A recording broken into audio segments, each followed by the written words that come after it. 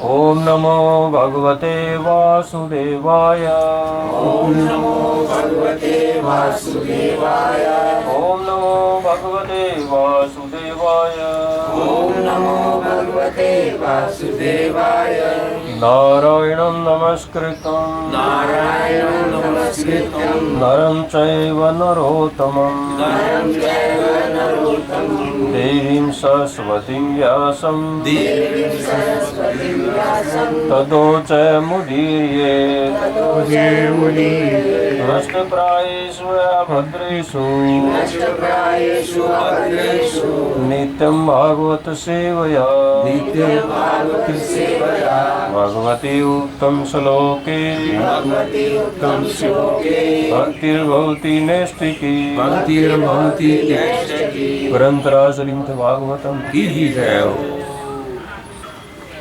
स्कंद 4 अध्याय 4 श्लोक नंबर 8।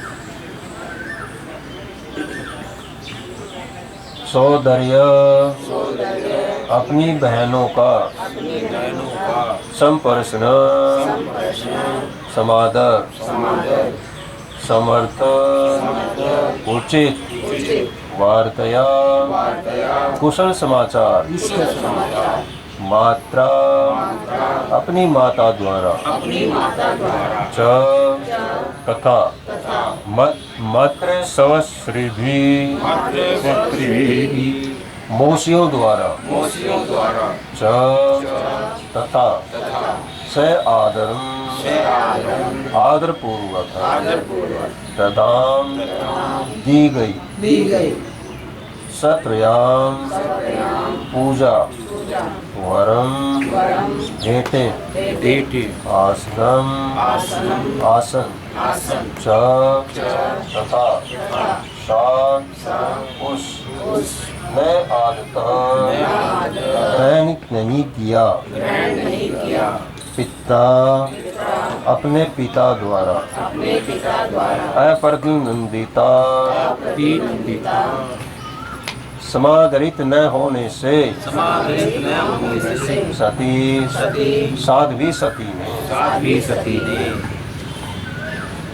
धर्मराज शिला प्रभुपाद द्वारा शिला प्रभुपाद की जय। यद्यपि उनकी बहनों तथा माता ने उनका स्वागत सत्कार किया, किंतु उन्होंने उनके स्वागत वचनों का कोई उत्तर नहीं दिया। यद्यपि उन्हें आसन तथा उपहार दिए गए, किंतु उन्होंने कुछ भी स्वीकार नहीं किया, क्योंकि उनके पिता न तो उनसे बोले और न उनका कुशल क्षेम पूछकर उनका सत्कार किया। तात्पर्य, साध्वी सती ने अपनी बहनों तथा माता द्वारा दी गई भेंटें स्वीकार नहीं की, क्योंकि वह अपने पिता की चुप्पी से तनिक भी संतुष्ट न थी।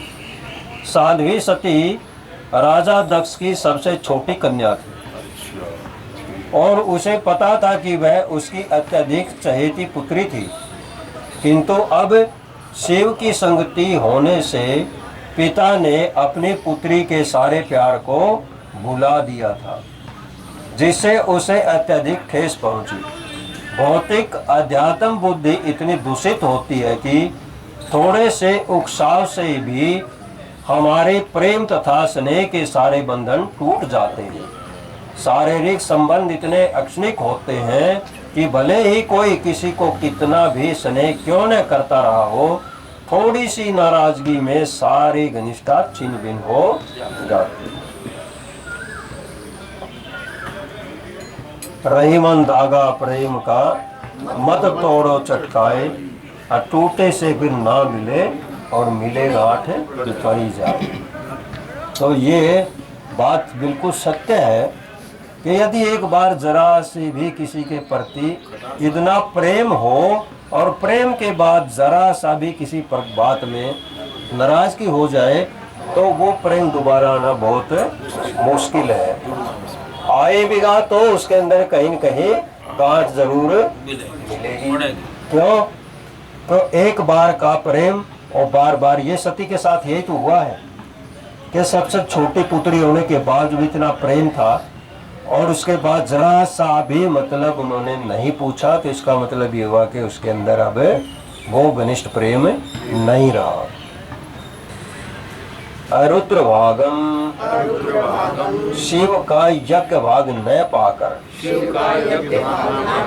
तम उसे अभिक्षा देखकर, च तथा अध्वरम यज्ञ सकल पित्रा अपने पिता द्वारा, च तथा देवी शिव की कृत हेलना अवहेलना करके, विवाह स्वामी के अनादरिता अनादर की गई। यज्ञ सदसी यज्ञ की सभा में अधीश्वरी सती ने अधीश्वरी सती जो कोप अत्यधिक क्रुद्ध हुई, लोकान 14 लोग ईव मानो दक्षति जलाती हुई, रोषा क्रोध से। अनुवाद, यज्ञ स्थल में साध्वी सती ने देखा कि उसके पति शिव के कोई यज्ञ भाग नहीं रखे गए हैं। तब उन्हें यह आभास हुआ कि उनके पिता ने शिव को आमंत्रित नहीं किया। उल्टे जब राजा दक्ष ने शिव की पूज्य पत्नी को देखा तो उसने उसका भी आदर नहीं किया। अतः इससे वे अत्यंत क्रुद्ध हुई, यहाँ तक कि वह अपने पिता को इस प्रकार देखने लगी मानो उसे अपने नेत्रों से भस्म कर देगी। तो अब कितना और हो गया उसके अंदर पड़ाव?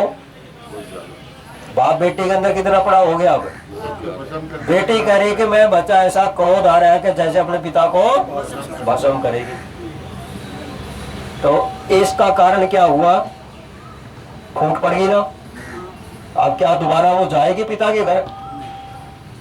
तो ये कई साल पहले हमने एक रिश्तेदार में गए हुए थे, वहां पर भी देखा। लड़की की शादी थी और उनका जो दामाद था, ससुर तो नहीं थे, सास और ससुर तो नहीं थे, साला था और वो मतलब उसने बदतमीजी क्या की वहां पर। जब बारात आई और खाना ले रहे थे, गुस्से में उसने प्लेटें फोड़नी शुरू कर दी। और बात क्या थी? करो बोले तुम मेरे को घर ही छोड़ कर आ गई। बोले भाई तेरे को बोला था ना कि हम जा रहे हैं, चलना हो तो चल और नहीं तो फिर मतलब इनके साथ आना। बोले मेरे क्या पता बारात इतनी जल्दी आएगी। बोले ऐसा क्या मतलब था जब मैंने तेरे को बोल दिया था कि चलना हो तो चल, नहीं तो इनके साथ आ जाना जो दूसरे भाई बैठे। बोले वहां बैठे भूखे प्यासे, कोई पानी भी नहीं पूछ रहा। इस तरह बात करते हुए बोला उनका लड़की का चाचा ताऊ में नाना आया हुआ था। उन्होंने बोला चुपचाप बैठ जा नहीं तो धक्के मार के बाहर निकाल कर। बोला जो बदतमीजी लड़की की शादी में तू कर रहा है, तो यही कारण है। आज भी हम देख रहे हैं रिश्तेदारी को दूर की नहीं है, नजदीक की है। ये आज तक उनका आपस में मिलन नहीं हुआ। बहन भाई है, दोबारा मिलन नहीं हुआ उनका आपस में। गांठ पड़ जाए क्यों? तो बड़ी बदतमीजी करी उसने लड़की की शादी में। प्लेटें फोड़ना या अच्छा काम करना होता है लड़की की शादी में, तो आकर के मदद करे। तो यहाँ पर ये बात जो बताई गई है, सती ने क्या कहा कि पिता का जो कुछ भी हो, पुत्री में अगर गलती है या दामाद में कोई गलती हो तो सहन कर लेते हैं, बच्चे हैं भाई अपने तो। लेकिन कमी किसकी हुई? पिता की।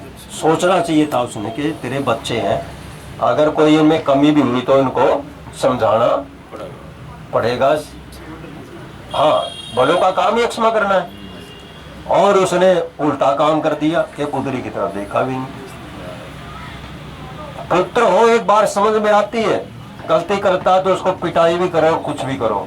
और लड़की पे तो इतना मतलब पिता झुक जाता है संतान के ऊपर, बड़ा प्रेम होता है पिता को लड़कियों के ऊपर।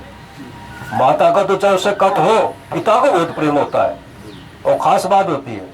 पहले जमाने में हम देखते थे घर में लड़की आती थी, उसके बच्चे होते थे ना, अगर वो बेटे के अगर वो लड़ते हो, पोता उसे करते हो तो थप्पड़ मार दे कि भाई मतलब तूने क्यों मारा इसको, इतना सम्मान दिया करते वहां पर।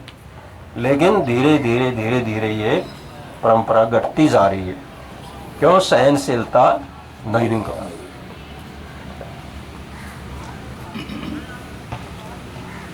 तात्पर्य वैदिक मंत्र स्वाहा का उच्चारण करते हुए जब अग्नि में आहुतियां डाली जाती हैं तब समस्त देवताओं, मुनियों तथा पितरों का सम्मान किया जाता है, जिनमें ब्रह्मा, शिव तथा श्री विष्णु सम्मिलित हैं।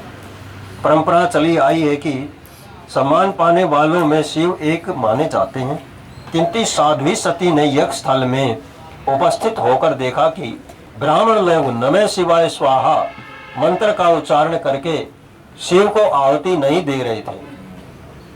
वे अपने लिए दुखी न थी, क्योंकि वे अपने पिता के घर बिना बुलाए आने को तैयार थी, किंतु वे यह देखना चाहती थी कि उसके पति का आदर किया जा रहा है या नहीं।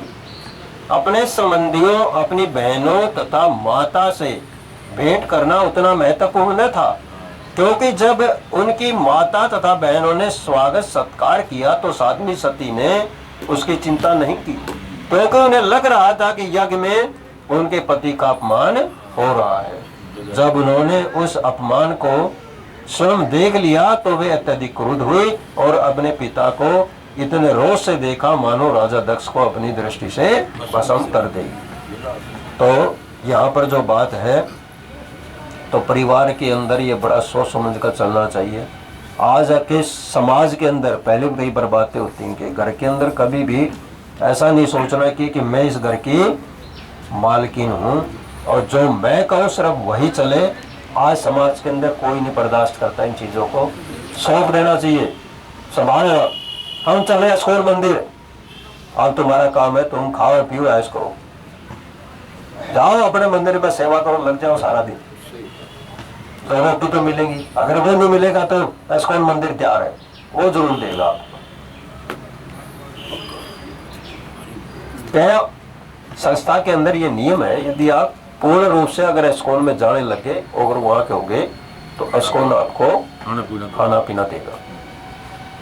तो गृहस्थों को भी इस्कॉन खाना पीना देता है जो वहां पर सेवा में लगे हुए हैं, और मंदिर के लिए धनराशि इकट्ठी करके लेके आते हैं। ग्रंथराज श्रीमद् भागवतम की जय।